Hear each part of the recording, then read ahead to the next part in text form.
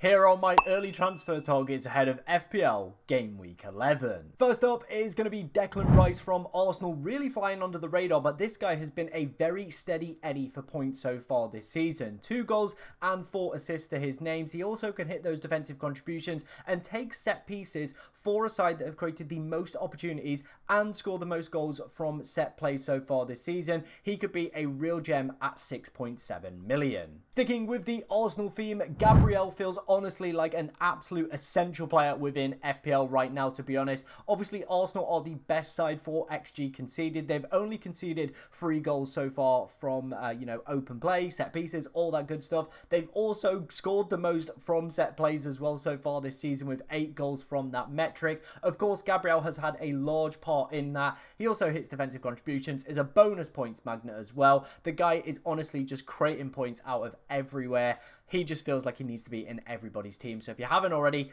go and buy Gabriel. Now, I recommended Danny Welbeck last week, and he delivered the goods in Game Week 10 against Leeds. Still, Brighton have some great fixtures. This guy is on a right roll now. 3 games in a row, he's managed to score 6 goals so far this season. That's the same as Jean-Philippe Mateta, by the way. Everybody's talking about him, and nobody is really looking at Danny Welbeck. I think he could be a potential nice little differential with some good fixtures, no European football either, and potentially going to get that England call-up as well, so even more motivation for him to continue to do well. We've also got Minter from Brighton as well, a real under-the-radar pick, currently at 4.1% for him as well. 5 assists, 1 goal so far for him. Again, the same fixtures as Danny Welbeck. Could be a nice cheap option at 6 million. And the final player, of course, is going to be Jean-Philippe Mateta. A goal and free bonus for him today. Like I said, that takes his total up to 6 for the season. 8.1 XG so far as well. The Crystal Palace fixtures are great all the way up until Game Week 16.